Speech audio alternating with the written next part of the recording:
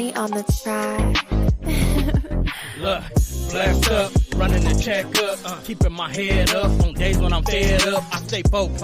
Please don't get it twisted, I'm the dope. I promise I'm the one that you gon' notice. Yeah, I do this for my people locked away and all the ones in the grave. If I work to feed my people, do that make me a slave? If I keep that ratchet on me, do that make me a threat? Let's survive the game of life, so do that make me a vet? Let me correct.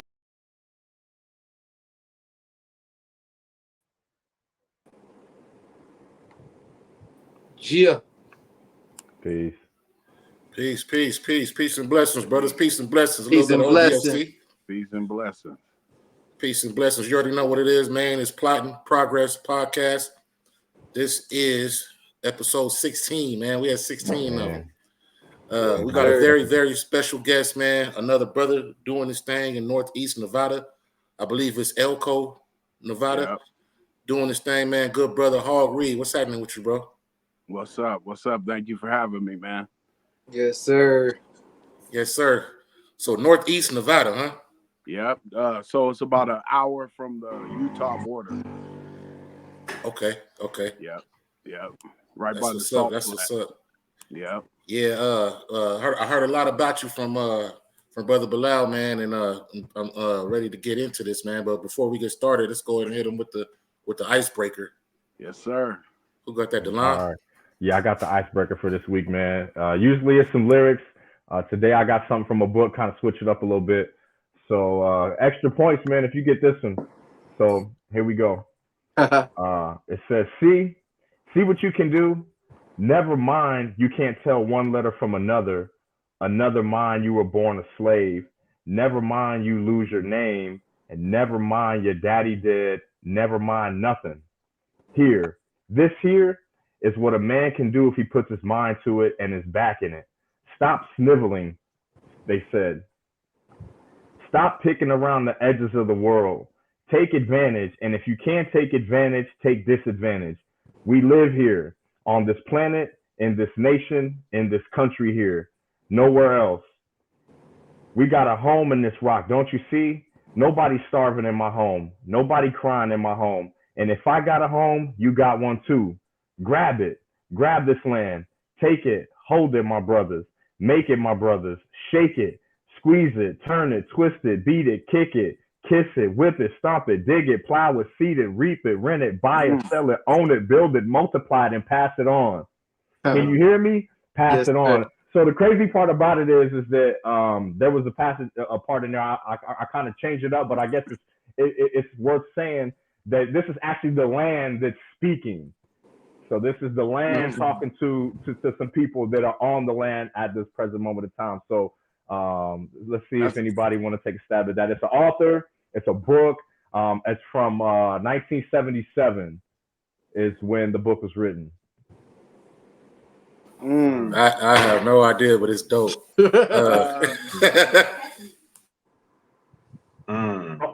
Toni Morrison, and it's from the Song of Solomon.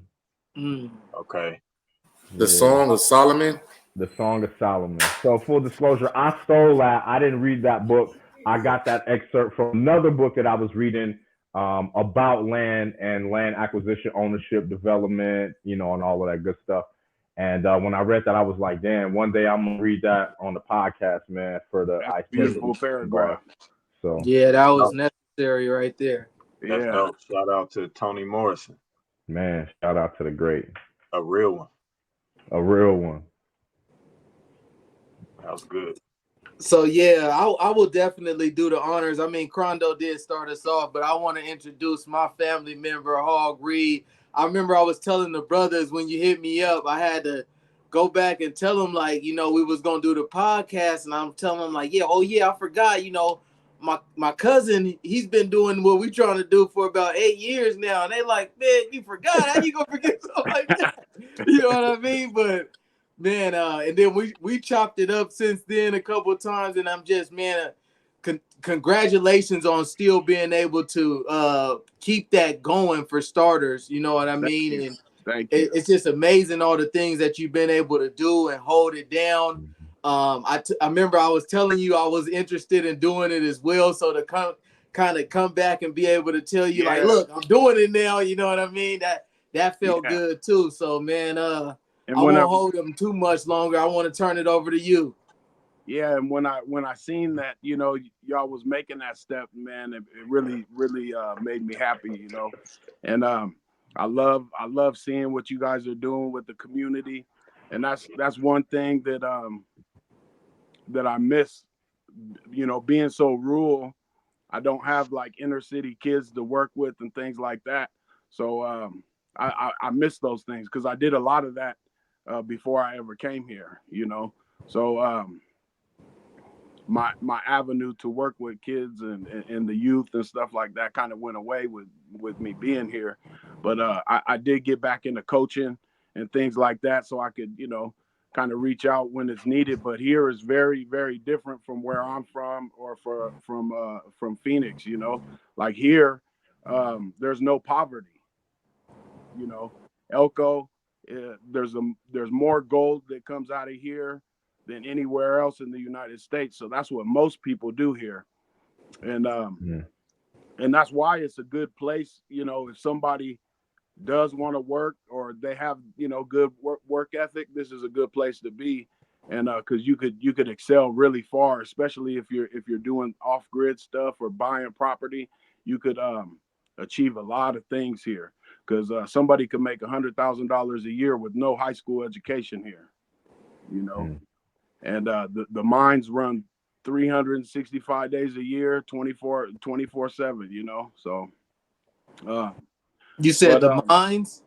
the mines, yeah, yeah. So, Okay. and then there's all types of jobs that come with that, right? So maybe you're underground, maybe you drive truck or water truck, or maybe you work in a warehouse, whatever. But just even at warehouse jobs start at like 28, 30, an hour.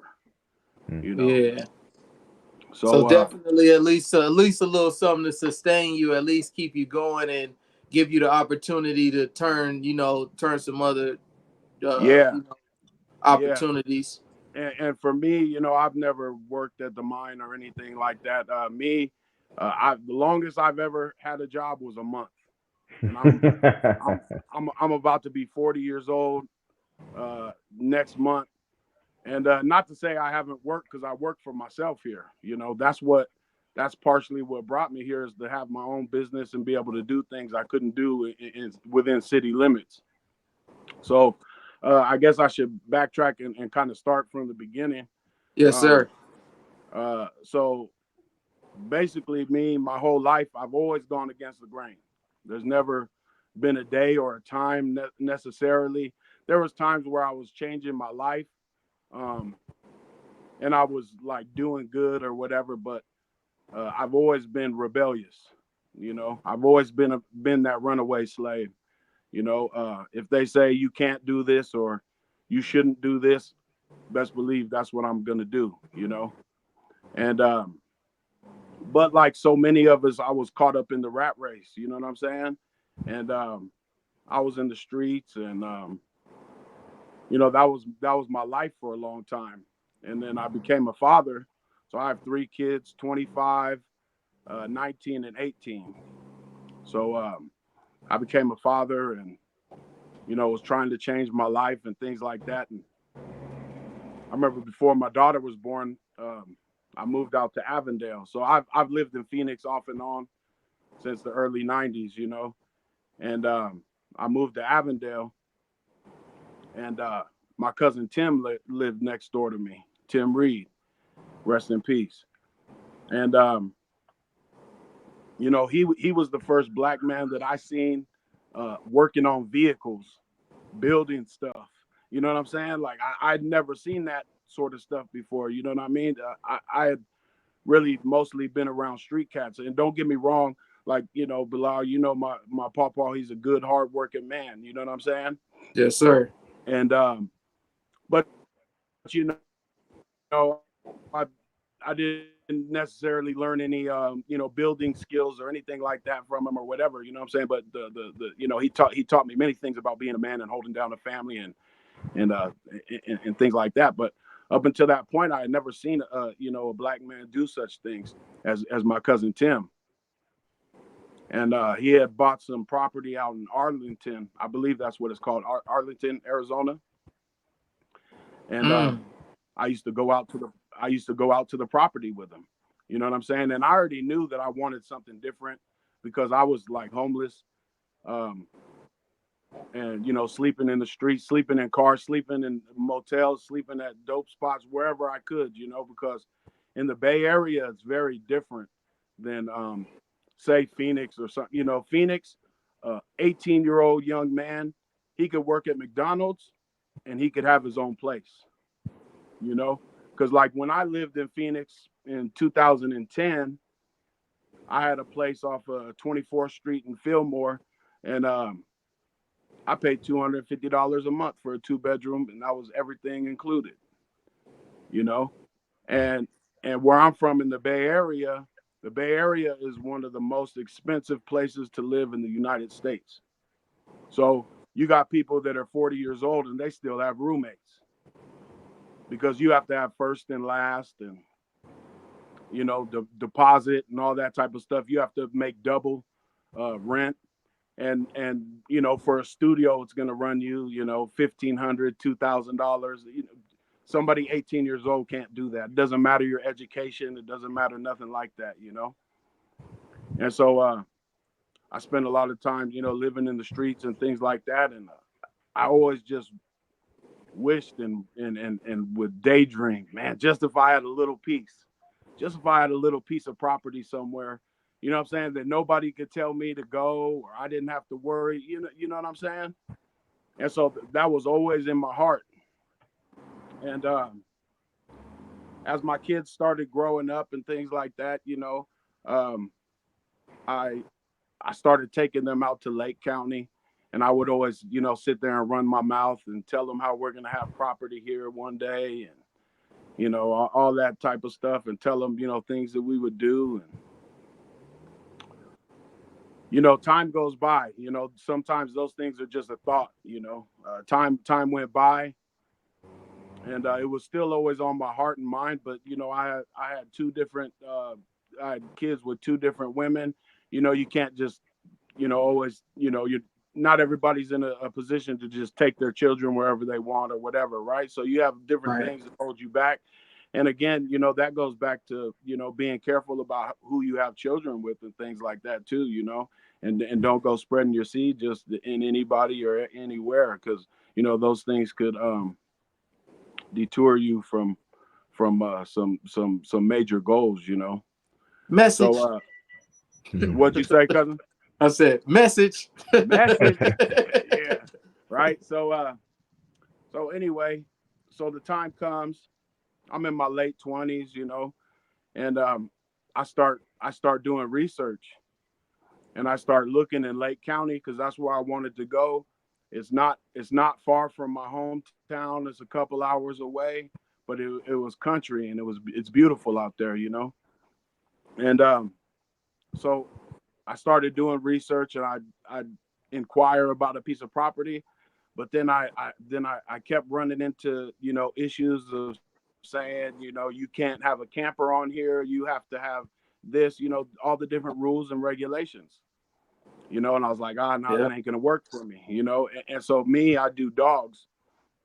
I train dogs, pet dogs, protection dogs, sport dogs, whatever.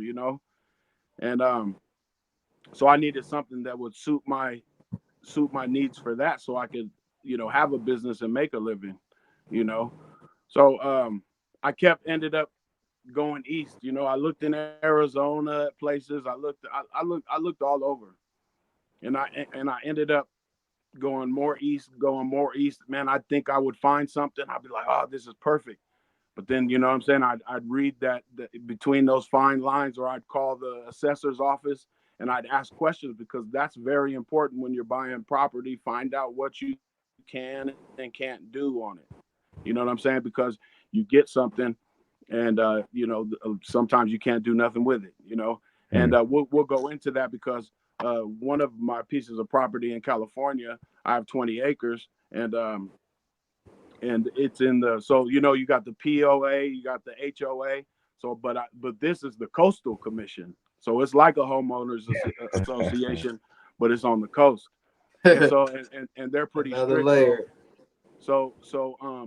you know, you really got to pay attention to what you're buying and things like that. So anyway, I ended up finding Elko, and I realized that this was a perfect place for me because of the rules and in fact the person that I bought the property from, she sells off grid properties, all off grid properties. She don't sell nothing that's not off grid properties and that you're able to live on. So, and she gives you a lot of information about it. She goes to each one of the properties, so she knows the place very well. She tells you how to get there and all that type of stuff. And her website is smile for the letter, I mean, the number four and then the letter U, smile4u.com.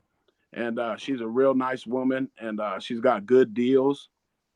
Um, so I bought my first piece of property off of her, and I think I paid like $1,900 for 1.3 acres, I think it was. Hmm. And and then I came out here to Elko to check it out. You know, I wanted to see you know, if I liked it, and you know, I wanted to see it for myself and put my feet on the land, and you know what I'm saying. Right. And so me and my son headed out there, and I really liked this area a lot. And I was like, man, you know, this is it. And and this was like a little over 10 years ago.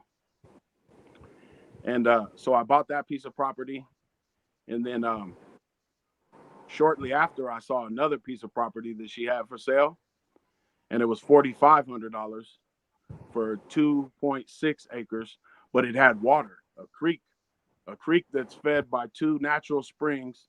The creek flew right between my property. I said, "Oh man, I gotta have that."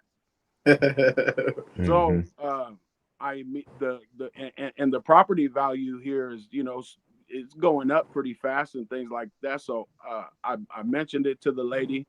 She immediately bought the property back from me, full price, everything I paid, and then she went and just flipped it for double. But I bought the creek property, and that, and so she also has payment program plans. So I did the 90-day, so there was no interest. You know, Right. so you put a little down payment down, and then I just hustled to get the $4,500 up, and then bam, you know, I didn't have to pay interest, because then it would, if you would have paid interest and done payments for however many years, it would have ended up to be probably, you know, $9,000, you know, Mm-hmm. double. Right. So she offers those little payment plans, which is nice, you know, and she makes everything super easy. And so, like me, I wasn't somebody who had bank accounts. Like I said, you know, the longest I ever had a job was a month. And so I was very, I was nervous about dealing with this type of stuff, you know, because it was so foreign to me. You know, if I have to fill out a simple, paper at the doctor's, I get a little bit of anxiety. It's just not something I'm used to. You know what I'm saying? And because, like I said, you know, from day one, Nick Reed has been a rebel. You know what I'm saying? I've never went with with the crowd. I've always gone against the grain. So anyway, I bought the first piece. That first piece, I sold it. I got the second piece, and then I bought a camper. You know what I'm saying? I was slowly kind of making plans to get out there and things like that. Um, and then that time came, and so me, my woman at the time, and my son, my youngest son, we headed out. My two oldest, you know, like I said, when you have kids with other people, you know, you can't just take your kids sometimes and things like that. So my two oldest, they stayed there in California, and we uh, we came out here, and you know, I had done a lot of research. I had, you know, Google map things, and you know, I thought I had it all planned out. I thought I knew how to get here, and I was using Google Maps, and we were on our way here. We got lost. You know, Google Maps had us going up some crazy road, and got stuck, messed my trailer up a little bit. You know, And I was telling Bilal about it the other day. Man, I went on top of this hill to see if I could see my property, see the creek, see anything. Man, I was about to throw up. You know what I'm saying? I was like, man, I was, what did I get my family into? You know what I'm saying? Because already at this time, I really didn't plan to come here to like. I didn't think. I honestly didn't think I'd even be accepted in this community, but I didn't care because when and where have we ever been accepted anyway? Right? Right. Mm-hmm. Things have always been chaotic, wherever we live, So I figure at least I could be to myself. And so I couldn't find the property. I went to this little gas station. I was asking people, and they were like, man, they didn't know what I was talking about. And I seen these white boys, and I asked them, and they were like, yeah, we know where it's at. And so they showed me, and man, these dudes were so cool. Shortly after my fuel pump went out, and these dudes wanted to help me, man. And I'm telling you, I thought they were gonna kill me because I'm thinking to myself like, why would these two white dudes just want to help me? Mm-hmm. You know what I'm saying? I Yeah. was like, man, they want to take something off my car, kill me, or take my something. You know what I mean? I could, Mm-hmm. but at that time, I had no choice. I put my funds into things. In the move out there, I didn't have the funds to go to a regular mechanic or whatever. So that they ended up helping me. And that's something that I found here. That's really beautiful is that people are really accepting. There's other black folks out here off grid. There's quite a few Africans here, West Africans that work here at the mines. And like I said, man, there's no poverty here. You don't see brothers on the corner hurting, struggling. It's a pretty beautiful thing. So there's Elko, the town. There's about 20,000 people in Elko, and so I live outside of Elko. I live in a town of like 700 people, but I'm off grid of that, so I'm even further out. And and another thing that's so beautiful about this place is that there's really no much regulations. Um, there's really nobody that comes and checks on you, stops you from doing nothing. And so, like, if you want to do a septic, you could do your own septic, but you just have to remember when doing those things, um, when it's coming time, if you ever want to sell the property, those things won't be, they won't be, it's not like you're going to be able to sell the property, um, as if it has a septic, if that makes sense, Right. you know. Um, and so, but yeah, there's really limited rules out here, and you can like so and if you were to build, say if you were to build like little cabins or whatever, what I would do is just keep them under a certain size, so then you're not breaking any rules or anything like that. Oh, what you Right. showing that creek property right there? So yeah, I'm showing some of the videos that you sent Yeah, me over the few weeks or so.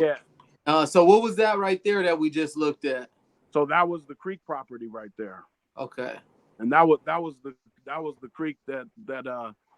So I don't even really use it anymore. I have a friend that stays there, and but that creek, boy, it helped me so much because I still bought my drinking water, but that's not hard to do. You know what I'm saying? But as far as anything else, I needed water for animals or for whatever, bathing. You know what I'm saying? That creek is good because it's real good, clean water. Anyhow, it comes from straight from the ground. Right. And but yeah, so that was the second property I bought. That's the 2.5 acres right there, and that's the center point of it. That's where the creek goes through. Hmm. And and It if goes you right go through the up, middle of the property. yeah, right through the middle. Damn. That's Yeah. pretty dope. And so if you go up the creek like 3 miles or so, there's fish.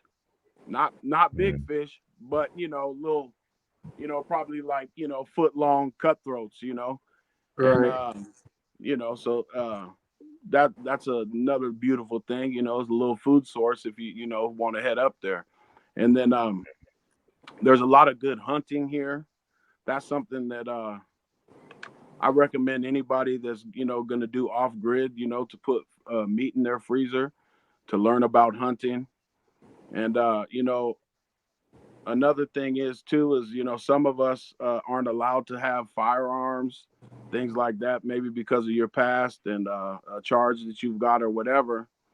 But I recommend everybody, if possible, to learn about guns and hunting and things like that. And if you're not able to own a firearm, learn about black powder. Do you guys know about black powder at all? Mm-mm. No. Like No. So gunpowder? black powder guns. So Mm-mm. black powder rifles and pistols aren't considered a firearm. Mm.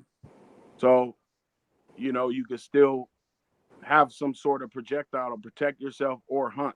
You know, and that video right there was just the other day, and we got a little snow because we're up here, about a mile high. That video that you're showing right there. What When I zoomed in, what mountains are those behind us? so that's the Adobe Mountain Range. Okay. Yeah, that's the Adobe Mountain Range. And then I'm real close to the Ruby Mountains. And see, when I zoomed in right there, that's part of my property. That's 20 of the acres. So I have 40 acres right there.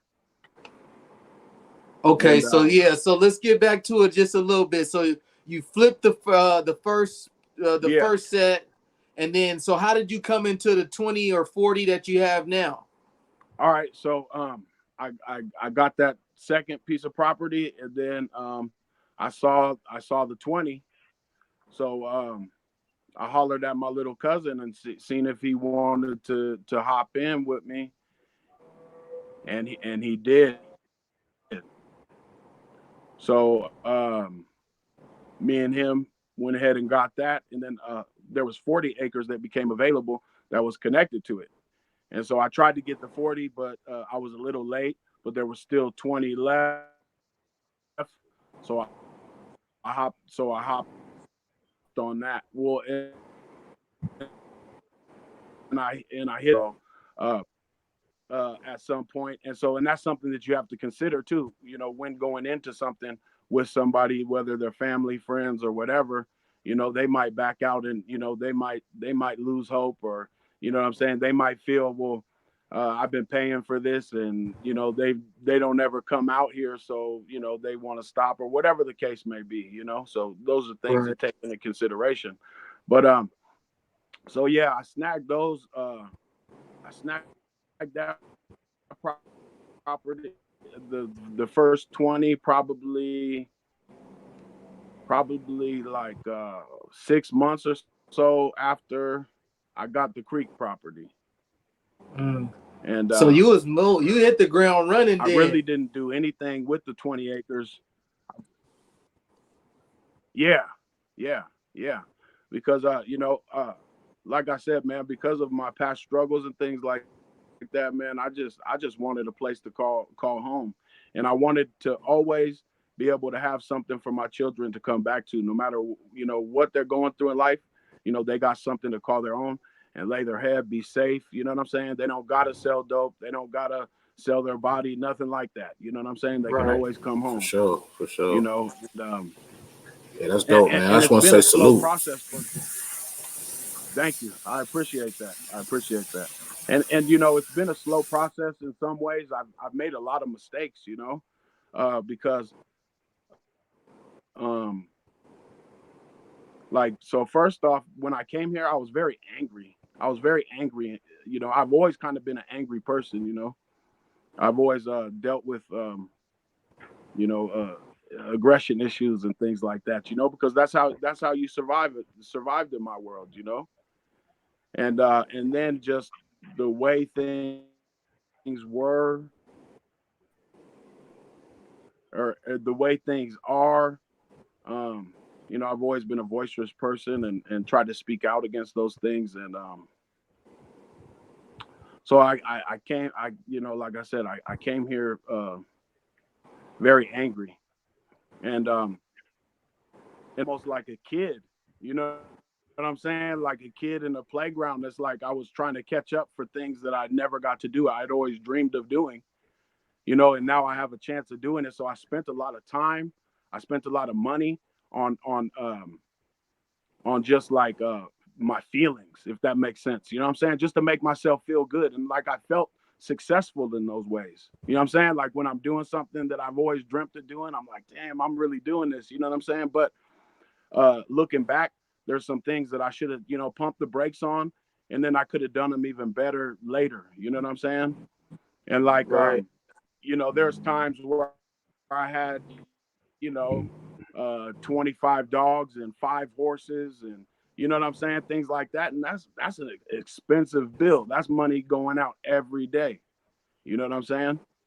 So those are all things people got to think about, and that's something that I never even thought about because you don't know how you're going to feel when you achieve something or whatever. So like I said, I kind of spent a lot of time, wasted a lot of time and money, just kind of having fun in some ways. You know what I'm saying? I was like, I made it. You know what I mean? And Yeah. Can I ask you a but question real quick? yeah, yeah, please do. Yeah. So the property that you have now, you live there full time? Yeah, yeah. So this is where I How, run. This is where I run my business. Off grid kennels. I don't have any websites or nothing. I'm pretty old school like that. It's just word of mouth. If I do good business for you, spread my name. Although I'm trying to learn a little more about the technology stuff. I need to make a website because I do want to be more successful. And I'm also thinking about starting up a podcast of my own here soon. And yeah, so um, So yeah, you say uh, you stay off there grid kennels. off grid 24 hours a day. You live there, right? Yeah, yeah. So and this is where I got all my dogs and everything like that. And there's been times where I've had a house or things like that, or um, because this is tough when you have a partner. Sometimes they get tired of this. Maybe your dream necessarily ain't theirs, but they're just what I'm saying, they're trying to support you. So there was a time where I rented a house for a little bit, and so my family could have some comforts and things because like I said, it could be tough for people. But for me, being off grid is pretty easy because like I said, I was in the streets and stuff. I just wanted, like I said, I just wanted a place to be safe and call my own. And what kind of Yeah. structure do you so live but in yeah, there? Like a but trailer, like I said, home? Like what do you have on your property? so on the property, so I got a single wide at one time. I bought it for $1,000. And again, brothers And who are thinking about this, learn how to build. Learn how yeah, to build. That's one thing I still haven't really done. I'm not really good at. But if you could build, man, you're ahead of the game. There's so much that you could do if you know how to build or weld. You know what I mean? And then you have something to offer people around you too to make income or do trades. You know what I'm saying? Like when you are in these off grid places, reach out to ranches. You know what I'm saying? You could do deals with people for meat. You know, um, reach out to some of the natives that are on reservations if you know any, because a lot of them are allowed a certain amount of cattle, and a lot of them don't. Maybe they don't have any cattle. Maybe they're not at their limit, and you could put cattle out there on that land with them and just work something out. There's little different things you could do, but building, man. If you could build, and if you can't, learn.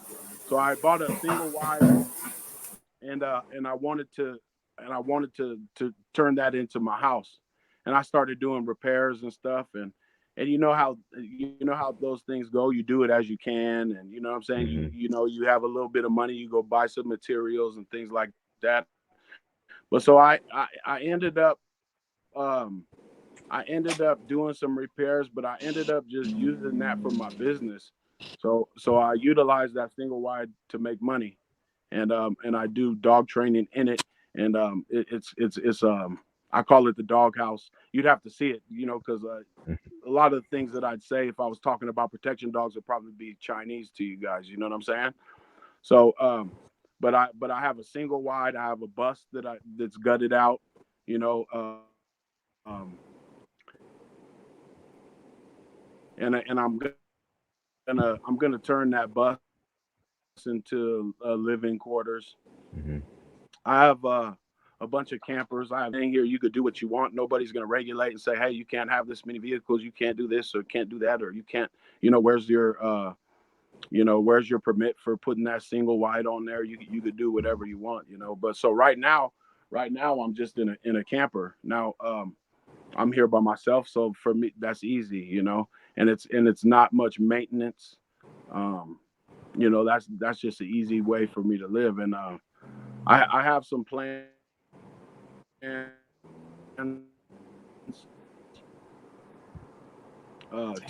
to build some small cabins. Now there's a wood mill. There's a wood mill, uh, probably about a mile and a half from here, and they sell the rounds. So when you take a log and you cut, they cut the round to make it square, and so you could buy those rounds for cheap, and man, you could make a nice little log cabin out of that, for Mm-hmm. relatively cheap, and like I said, that's why it's so important to build, so like me, if I get the material, I'm still going to need somebody to help me and guide me, which there's nothing wrong with that, you know but like I said, learn to build. And at the creek property, another thing, I dug a well there. So Mm-hmm. wherever you buy property, you could find there's records of where they dug wells and things like that. So that's important to look at too, because you don't want to you you might not want to buy somewhere where they got to go down 400 feet to hit water. But so at the creek property, I was so close to the water. A tractor with the claw on the back, and Mm-hmm. dug down about 12 feet, hit water, kept going to about 20, put a pipe in there, cover it back up, and you got a well. Mm. Now, I never really used the well because I already had like a setup. I had a pump just sitting in the creek, and that worked real good. So I never really used the well, but that to an off gritter, that ups the price. If you are trying to sell, you know what I'm saying? Mm-hmm.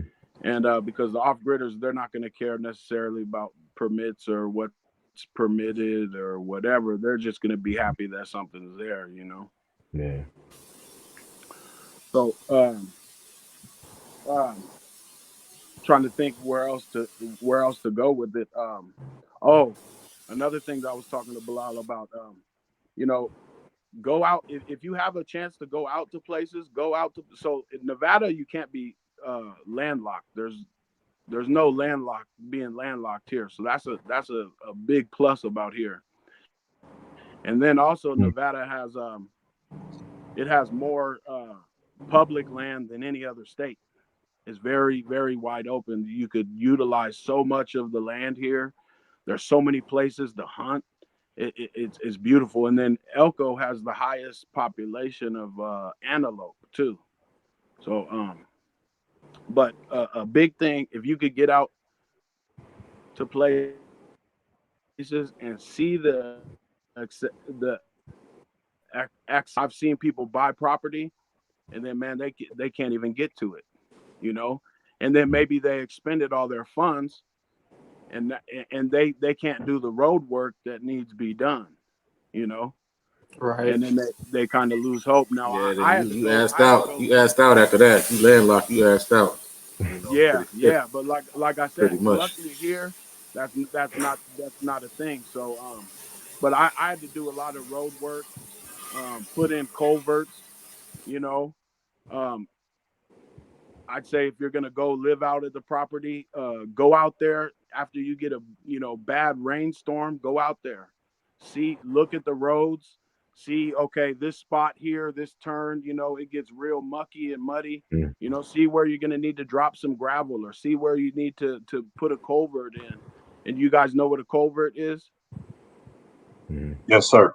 Okay, yeah. So those are super clutch to have, and that'll help your roads from washing out and things like that, and then and learn another thing too. If you're going to be off grid, learn to drive out in those places. I've become kind of a master at it. I could drive a Toyota Corolla through a foot of snow. you know Mm. my little Corolla has been where many people wouldn't even go in their trucks. You know what I'm saying? Mhm. Yeah. So learn to drive like that. Uh, there's so many little things to learn. I got a question for you. Yeah. Um, and you've already kind of expounded on a lot of this, as far as like do's and don'ts, but for someone, maybe this is their first experience as far as like identifying a piece of land and it's something in them that's telling them to pull the trigger. I think this is it. What are like the top three things for you when you're assessing a property to say like, okay, is like this is it? Are there like particular features you're looking at?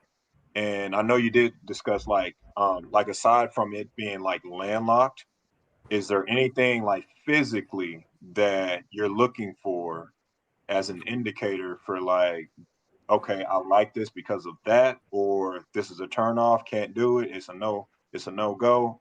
Are there Okay. anything like that? Seclusion is one. And like I said, accessibility is a really big one, right? Because if you got something that that you just can't even get in and out of, you might find yourself in a real bad situation. You know what I'm saying? Especially if the weather's bad. Like out here, we get a lot of snow. It's cold, and that's something that you have to think about too. Is those pros and cons about weather. You know what I'm Mhm. saying? What you can handle, what you're willing to deal with. And so I'd say accessibility is a huge one. Um, another thing is how the property is set too, because someone could buy a you could buy a piece of property and you not realize that it's like most of your property is on a hill like this, to where you can't, you know what I'm saying, to where you can't Mhm. really do too many things, you know and to where it's, it'll be hard, there's no flat spot, it's like, so you're gonna have to get a lot of tractor work done and things like that. Mhm. So, those basic things, and then depending on who you are, um, like if you really want to jump in and get off grid, how do you make your money? And is there work around if you need work, or do you already have something that'll sustain you? You know what I'm saying? Right. That, Hey, that that's a real big thing, So if I guess the economy around you, or that individual needs, that's a huge part. if you could, it's like expound on that a little bit, like you're starting to establish your roots in this new landscape. What is that like, or what methods do you use? And I think this is a rather simple thing to consider, but I think as people, we just make this kind of thing complex, right? Yeah, Um, because we come from a different background in some of these instances. But how do yeah. you start to present yourself to this new community to make those introductions so that you can start to develop like working relationships with people? What is Yeah, that like? that's a great question. That is, man. And one thing I could do, I could say, is just be yourself, man. That's it. You know what I'm saying? And Yeah.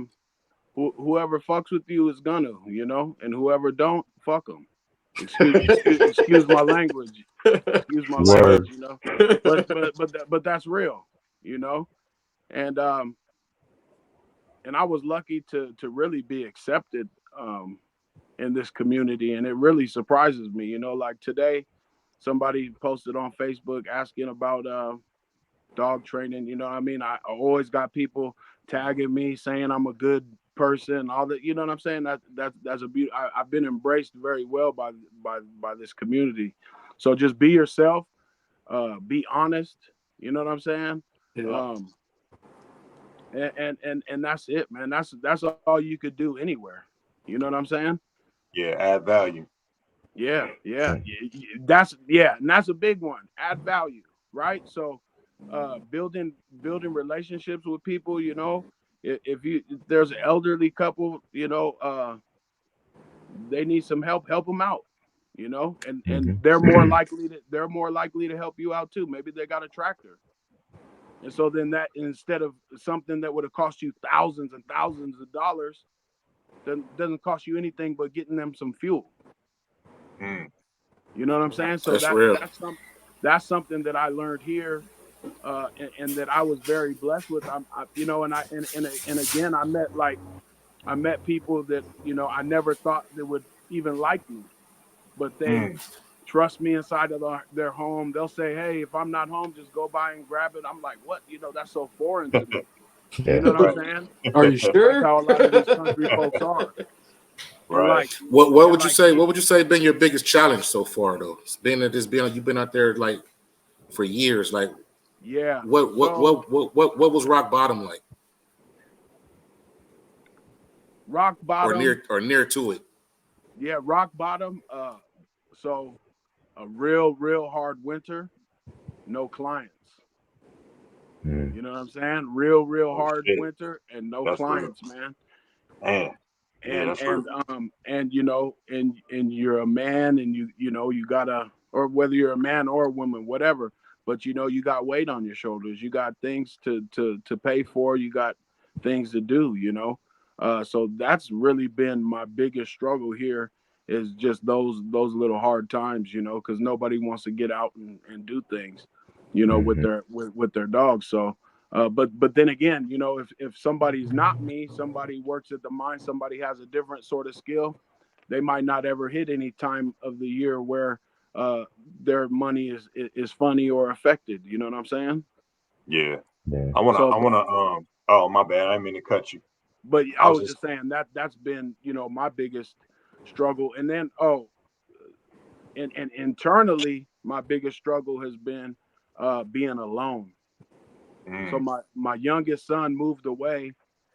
Most of my life, half of my life, I've been a father. I've been needed and wanted in that way. And so that's been a really hard adjustment for me, because sometimes your mental will block what you want to do, you Mm-hmm. know. And so that's probably been my ultimate struggle, because finances or things like that. That's not anything necessarily new to me, but uh, not having no kids to look after, that's new for me. Right. Yeah, I feel you there. So being alone has been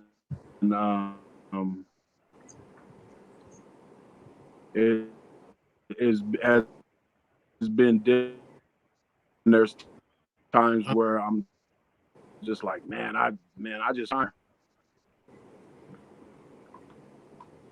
You was gonna ask a question? yeah, I guess I was just gonna highlight, and this is a theory of mine, but like it seems to me in smaller communities or smaller cities, it's more community based. Yeah, Where you got to be more, or you don't have to be, but you're better off if you're more personable and you actually interact with other human beings like they're human beings. Versus in the Yeah. big city, it's yeah, all money driven, it's all commerce driven. Everybody's in yeah, a rush. You walking past people, you're not even making eye contact. You're not greeting nobody.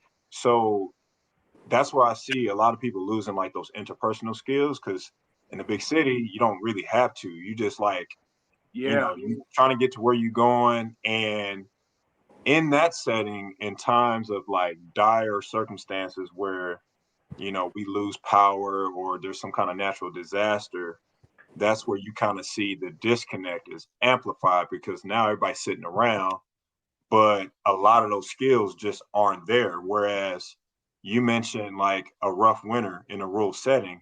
Well, if you have the right relationships, you may have knowledge of someone that has particular equipment, things of that nature. Yep. And A now that, snow plow. yeah, now that barter system comes into play where Yeah, you and can because leverage your skill set, in exchange, value for value.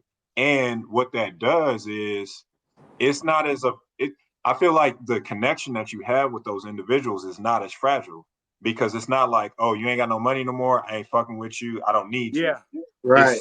It's skill and value based. So it's like, yep, I know he can do this, I know they have this.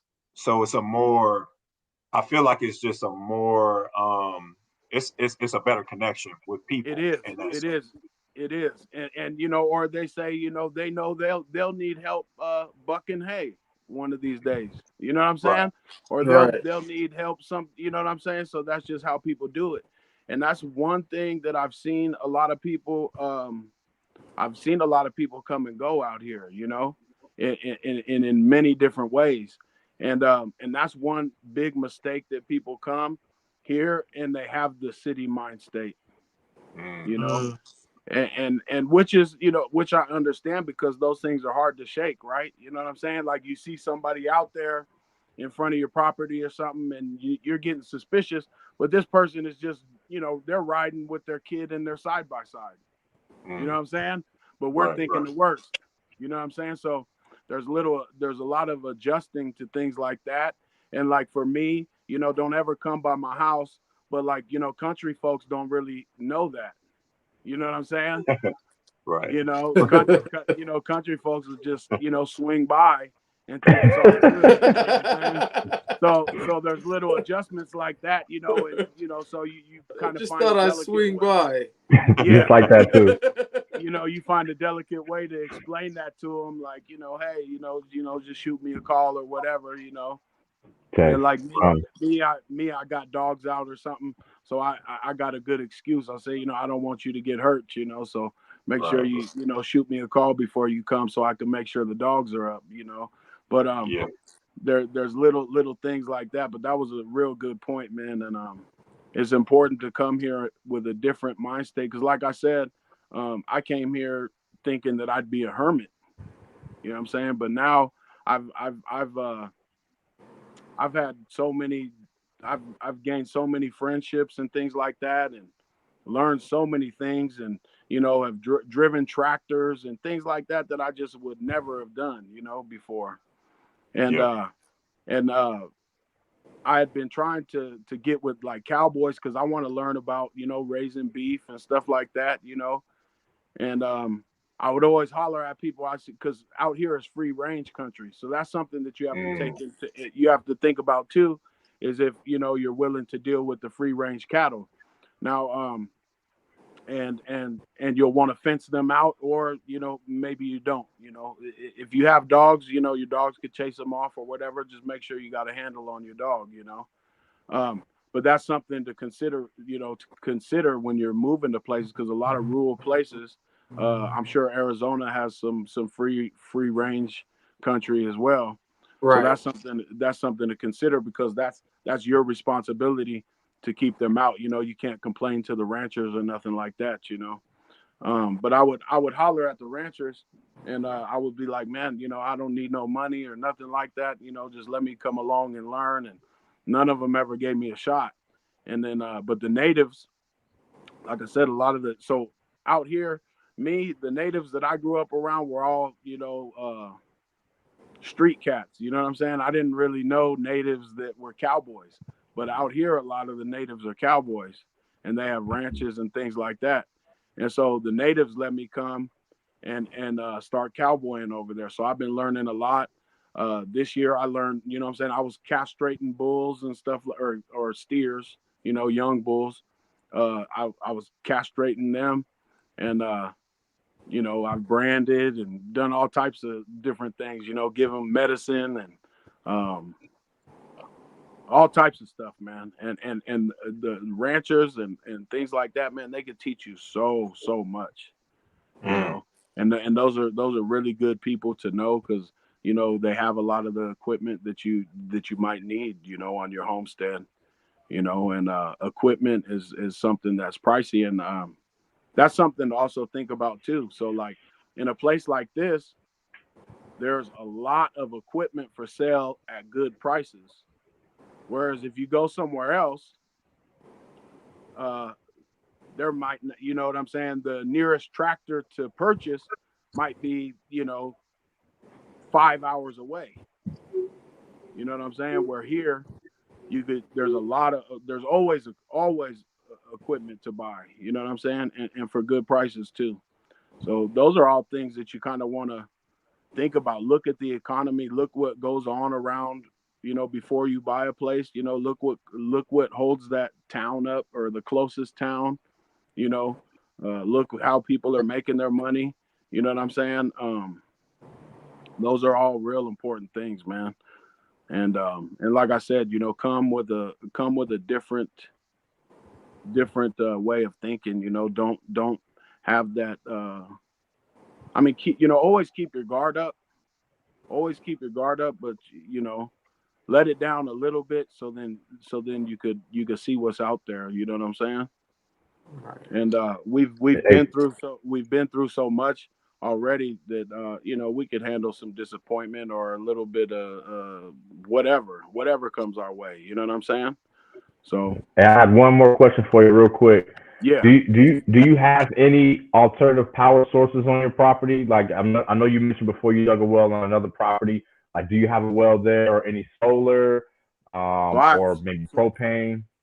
so I have solar here, and that's another thing to learn about. You know, if being off grid or buying your own property, because you know sometimes buying property doesn't mean you're off grid. You know, so sometimes you're still on the grid. But if you're gonna buy property and there is no power, or if you know this is just something that you even think about, learn about solar, man. That's something that I wish I would have known about a lot earlier, you know.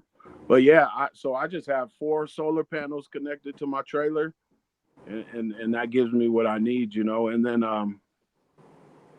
I have a generator too. Generators are good. Uh, so one thing to do a good thing to do that you could do with a generator is you could hook it up to your freezer for an hour or two every day. You know, just get like a stand up freezer or whatever, whatever kind of deep freezer, whatever kind you want, and you could use that as your fridge. Just run it for 1 or 2 hours a day, and it'll keep your things good. You know. Mm, And but yeah, I have solar here. It's really simple. So back here, I don't know if you can see. So you see that light I just turned on? yeah. You see how it's just one light? Hmm. So there's 2 lights here, but so I like spliced into the other light and connected. I just connected uh, uh, a car cigarette lighter thing, Hmm. and that's how I get all my power and charge my things and stuff like that. So Yeah. I don't even have to use the wall plugins or nothing, which take more power. You know what I'm saying? Hmm. Right. So but yeah, I mean this gives me all the power that I need. And then I use propane to heat me up. And and I've never been a real like savvy person when it comes to like building things or like machinery, or I always get nervous if I'm dealing with electricity or gas or something flammable, anything like that. Hmm. um so it kind of has held me back in learning some things. But again, that's one of the most important things that somebody could learn, because Yeah. really solar is a really really good alternative, man. And I mean, really, everybody should turn into it. turn to it especially for in us. some way. You know what I'm Yeah, saying? if Nevada, well, you're a little higher in the country than in Nevada than we are, but here in Arizona, I mean, the sun shines 364 days a year. It takes one day off, but really only half a day, and then it comes right back at it real quick. So I'm now already knowing. solar is definitely something that if you're going to live off grid anywhere, I imagine that it's important, but especially in the sunshine state where we get a lot of sunshine, Yeah, it has the ability to do wonders, man. I just want to tell you real quick, man. I appreciate you for coming on, man, and sharing. It was really informative. You gave a lot of real good gems about what the actual experience is like being there, as Right. opposed to a bunch of fluff about how to get rich and how to make money and how to yeah, profitize your land. All that stuff is important too. But I think that there's a lot of people out there that are wondering, how do you live? What is it like to actually live on the land full time? You know, we don't live on the land full time, even though a lot of our neighbors on our property do.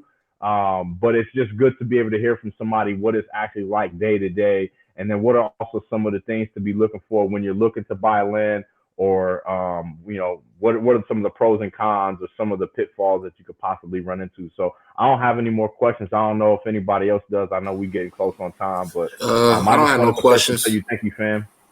Yeah, yeah, man. Thank you for having me on, and I hope that some of we got that to bring you information back. Yeah, was. we got to bring you back. You got two tons of information. Yes, Yeah. Yeah, we need a couple. and I Yeah, we know need a couple I know episodes. there's things that slip my mind or whatever, and then another thing I'd like to talk with you guys about sometime is making that next step and getting land in Africa.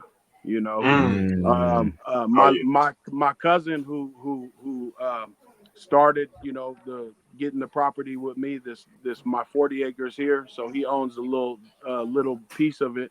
He owns But 10 acres of it, but he already has property in Africa. So Mm. you know what I'm saying? So, and Yeah.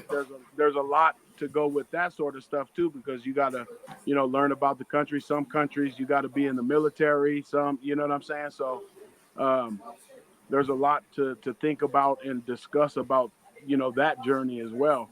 But that's something that I definitely want to put in my vision, and because all of this takes time, and Mm-hmm. but if brothers got together like you guys are doing, man, our dollar is so much more saying Ghana or somewhere else. You know Mm-hmm. what I'm saying? And we could do the same thing that we're doing here, but do it back in home in Africa as well. No doubt. And No doubt. and like I said, there's a lot to expand on in that, because a lot of black folks are just plain soft nowadays. You know what I'm saying? Um, Yeah. Uh, Yeah. you know what I'm saying? A Yeah. lot of them too scared of spiders to make any sort of jump. You know what I'm saying? Yeah. Or too scared of snakes. You can't let those things stop you from having your own land and That's and and real. and, and taking back our identity. And Mm-hmm. Yeah. letting it be our story and not theirs. For Especially the sure. so-called men. It's like, yo, bro, you can't something that minimal keep you from getting to the other side of this thing we Yeah, call manhood. So Right. that's real, bro. I also want to extend gratitude for you being on the call with us today, man. Thank dropping the you guys. jewels. If someone is interested in reaching out to Hogg Reed, how do they do so? So on Facebook, I'm Hogg Reed, HOGGREED. And then on Instagram, I'm Off Grid Kennels. And then you could hit me up too, man. You can hit my line 707-529-9388. 707-529-9388. I'm old school. accessible. I'm here, man. I'm open for anybody that wants to learn, man. Any of you guys traveling through this way, anybody watching traveling through this way, man, I got plenty of space. Come out here, camp out, whatever, man. You know what I'm saying? Bring your Yes, animals, Indeed. bring sir. your family. You could bring your guns. You know what I'm saying? You could do all the shooting you want out here. Come see what it's like. You know what I'm saying? And I recommend people do that for other off-gridders too. You know what I'm saying? Brothers need to go see what you guys are doing, Yeah. Right. you know, I'd Indeed. like to come see what you guys are doing and things like that too. So No doubt. No doubt. whenever someone can reach out and go see what other people are doing. And like I said, get at me. I'm for real. You know, if somebody wants to come out, man, come on out and check it out. Well, there it For is. real. It's a Spanish network. Yeah. We appreciate your time, brother. And Yeah, appreciate like I yours said, we too. definitely gotta have you back on again. Mm-hmm. Yeah, Yes, please Yeah. do, sir. man. I was excited, and this was my first, appearance. So, like I said, things probably slipped my mind and everything like that. But man, I would love to come back, and thank you for Yeah, having you me. Yeah. still dropped a lot of jewels, though. I appreciate you as well. Yeah. We'll We Yep. definitely definitely. chop it up again real soon here. Man, this is 16 Yep. Plotting Progress All right. Podcast. We're gonna close it Peace out and bless. with the mission Much statement. love. Yes, sir. Let's Let's go. do it. Who got the written statement? All right. So at the Growth Spot, we are unified in action to build, protect, expand a fruitful legacy of love, equity, growth, ancestry, cooperation, and yield. Peace. Peace, Peace. peace, peace. Peace.